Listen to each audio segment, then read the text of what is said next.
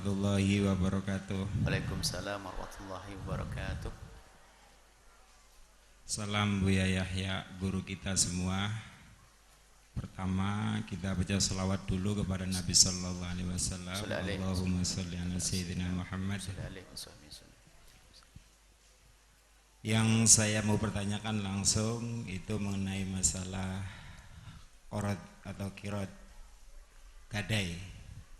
Ini di luar tema. Buya akan membahas makna asyhadu an la ilaha illallah. Yang kami pertanyakan itu mengenai misalnya saya punya sawah kan 150 bata terus digadaikan, jarak taruhlah 2 tahun dengan nilai jumlah sekian. Itu misalnya sampai habis masanya kemudian belum dikembalikan, akan tetapi ada tempo 1 tahun lagi. Sedangkan dari duit yang sudah diberikan antara perjanjian yang pertama yang awal itu kan jatuhnya 2 tahun. Jadi kalau sudah sampai jatuh 2 tahun kemudian ditambah lagi setahun karena belum ada duitnya penuh, itu jadi masih dalam tahap penungguan duit gitu, penyempurnaan tunai. Yang dipertanyakan ada hadis kulli qorad, Kullu qardin iya, kullu qardin, setiap gadai yang diambil manfaatnya itu bukan termasuk gadai dari salah satu riba. Apakah yang seperti yang saya ceritakan itu termasuk riba, Bu ya? Mohon penjelasannya. Wassalamualaikum warahmatullahi wabarakatuh. Waalaikumsalam warahmatullahi wabarakatuh. Kalau qard itu peminjaman, jadi bukan gade. Kalau gade namanya ar-rahn, jadi bukan tadi. Jadi kelihatannya beliau menanyakan sisi peminjaman. Ada orang nyewa kan tadi tak ya, gadekan sawah. Jadi bukan gade yang dibahas. Gade itu adalah jaminan utang, yang dibahas utangnya, bukan gadenya. Anda gadein ngapain sih? Karena mau ngutang, jadi bukan gade. Jadi gade itu fungsinya untuk jaminan utang. Aslinya begini, hutang itu harus dibangun atas dasar tolong menolong. Enggak boleh unsur memanfaatkan. Sebab orang kalau sudah pinjam uang biasanya punya hajat. Jangan Anda memanfaatkan kesempatan dalam kesempitan seorang hamba. Haram hukumnya. Maka jika ada orang punya hajat kepada Anda pinjami murni ini adalah untuk menolong. Siapapun dia.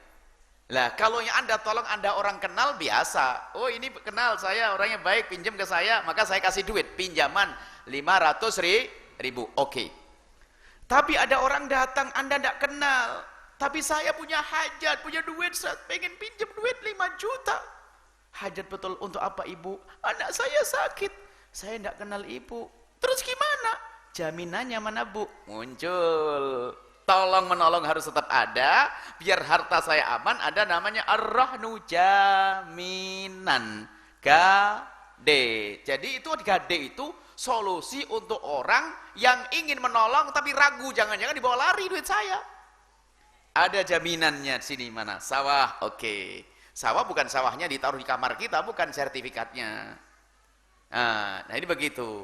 Jadi bukan yang dibahas masalah gadenya, tapi utangnya. Adapun utang, kalau nambah nggak boleh, haram. Utang 5 juta, ya 5 juta kembalinya. Jika ternyata orang yang utang tersebut dengan gade sawah, anggap saja 10 juta, gade 2 tahun, dikasih 2 tahun, kok utang 10 jutanya nggak bisa bayar, maka fungsi gade itu apa sih? Gade adalah, kalau definisinya, gade adalah jaminan utang.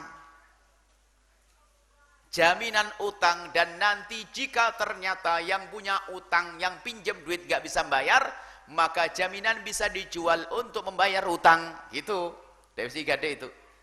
Gade adalah jaminan atas utang, dan nanti akan dijual jika utangnya nggak kebayar. Begitu.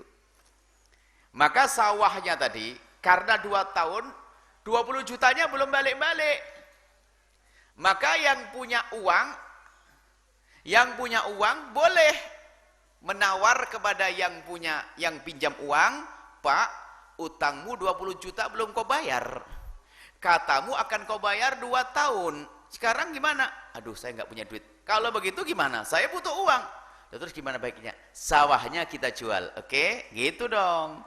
Dijual sawahnya laku 100 juta. Ambil 20, 80-nya dikembalikan. Bukan diembat. Itu gade palsu.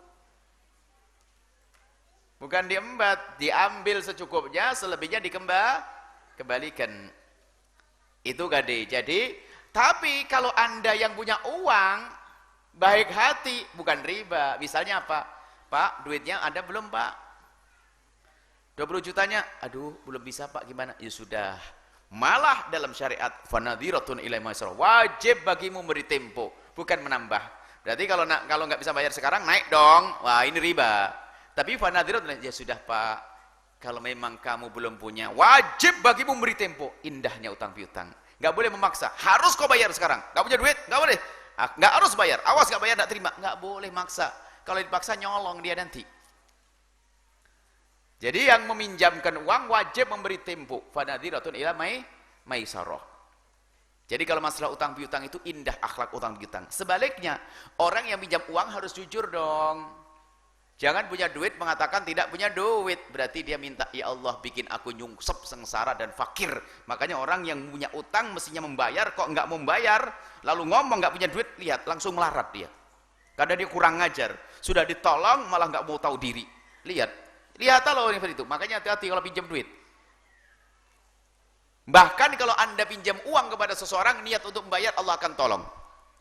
Tapi kalau Anda pinjam niat lari, tidak akan ditolong oleh Allah. Makanya dianjurkan kalau Anda pinjam uang, hitam di atas putih. Saya pernah pinjam uang. Cuman biasanya jamaah kan baik banget. Kalau saya minta hitam di atas putih, nggak mau. Yang pinjam guya saja kok. Enggak. Saya nggak mau. Kalau saya pinjam duit, harus ada hitam di atas putih. Kalau nggak mau, saya nggak mau pinjam juga. Kenapa? Justru hitam di atas putih saya yang tulis, ini akan ditolong oleh Allah. Makanya Anda jangan ragu. Malah yang minta tuh Anda yang pinjam duit, minta ditulis. Kadang-kadang yang meminjamkan karena baik, sulalah, saya percaya kok kamu baik, kok nggak apa-apa. Tapi Anda jangan mau, jangan mau dijerumuskan sama setan. Bisa saja nanti akhirnya lari. Nggak ada suratnya, terserah menuntut kemana nanti. Hati-hati. Ada hal penting yang perlu kami hadirkan di sini, masalah gade tadi. Yang tidak ditanyakan, padahal lebih penting adalah sawah. Saya pinjam uang kepada Anda 20 juta. Jaminannya sawah 450 bata. Nah, jaminan itu adalah sawah milik saya, uang milik Anda.